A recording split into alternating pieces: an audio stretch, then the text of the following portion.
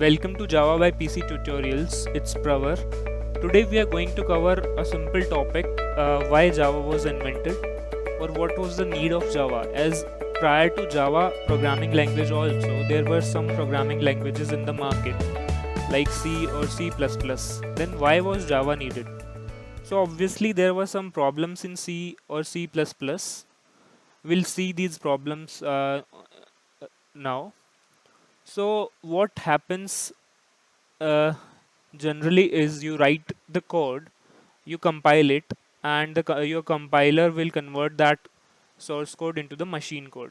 Machine code is like zeros and ones, if you know. So that is not understandable by human. Now we'll see first what was the need of operating system in this whole picture, right? So what was the need of OS is, let's take a simple example.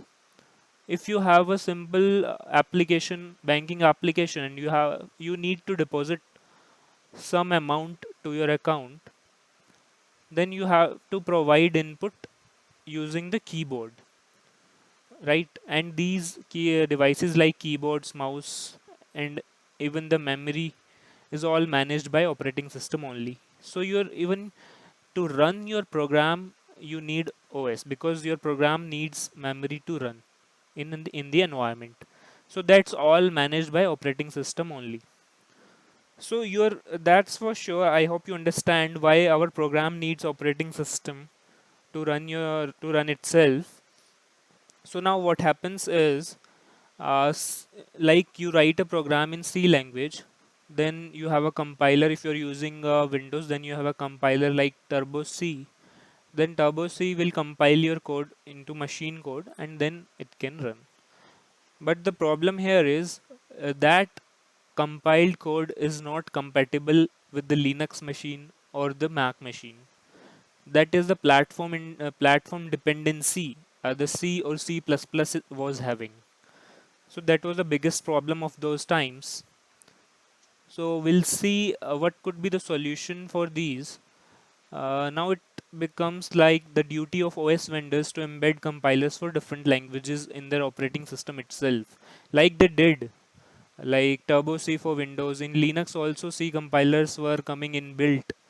So that becomes the duty of OS vendors, and that was really hectic, or it was the headache for OS vendors because the compiler code is not pretty simple. It's a very complex code that they have to take care.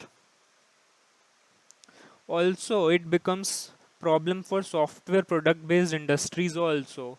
Like now they have to take care, like if they are developing the code in Windows machine, then that code will run only in the Windows machine. So now they have to take care like Windows customers separately and the Linux customers separately. So this was the biggest disadvantage that they were facing. So there was the need of some other programming language that could solve their problems. So that gave the birth to the programming language Java.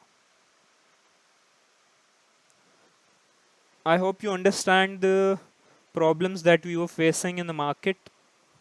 So how Java does this? So Java has its own unique compiler because of which we can run same Java program on any operating system. So that makes Java a platform independent language. So we can see we can write a program and using the same compiler we can run it. We can take that compiled code actually in any OS and it will run smoothly with no errors. Okay. So how Java does it is like we write Java source code in some editor, and then there is a compiler for Java that compiles that code into bytecode. So what is bytecode then? So actually what Java does it, Java introduced some middle way between source code and machine code. So bytecode is the middle way between source code and machine code. So why it is called bytecode? because each symbol of bytecode takes 1 byte of memory space. So that's why it's called bytecode. And 1 byte, as you know, contains 8 bits.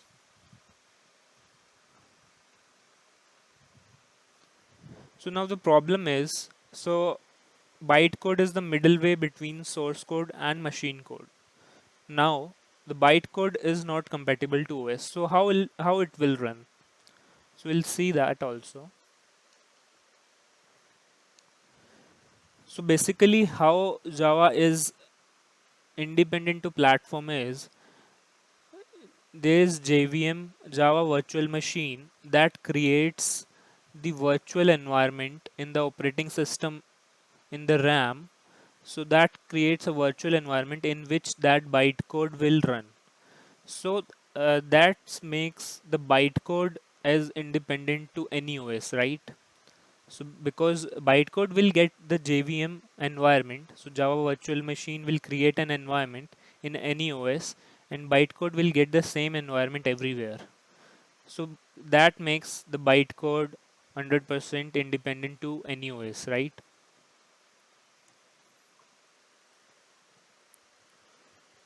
So now Java JVM has to call the features of OS and makes the code compatible.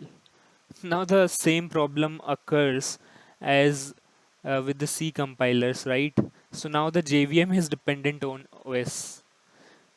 So we'll see that also, how they manage this thing also. To make JVM independent of the OS, what they did is they introduced JVM API that consists of 90% code that is same for each OS, and the 10% code was different for each OS. Okay. So if you see here also, the same problem is occurring like with the C compilers. OS vendors have to take care of the compilers. Now here also they have to take care of the 10% code that is different for each OS. But that was not the case, because Sun Microsystems at that time, who were the owners of Java, so they introduced JRE, that is Java Runtime Environment, for each OS, and they put it on their website. So everyone can download the JREs for their environments like Windows, Linux, or Mac. They can simply download it, install it, and successfully run the code that can be uh, developed in any machine like Linux, Mac, anywhere. So what is JRE then is JVM plus the 10% code. So that is the difference between JVM and JRE. Hope you understand that.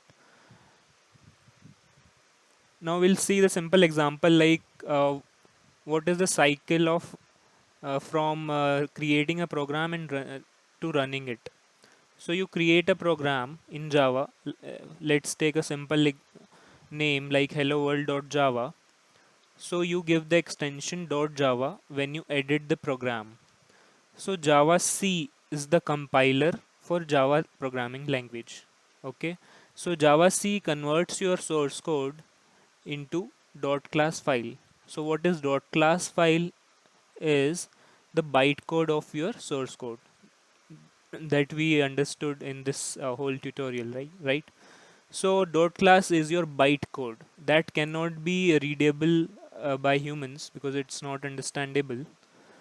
It's and then that bytecode can be taken in the Windows machine or the Mac machine or the Linux machine, and that can be run successfully anywhere by creating, because JVM is creating the virtual environment for your program to run. Hope you understand this topic very well, and in the next tutorial we will see like to install Java in your machines, and we'll run the simple program.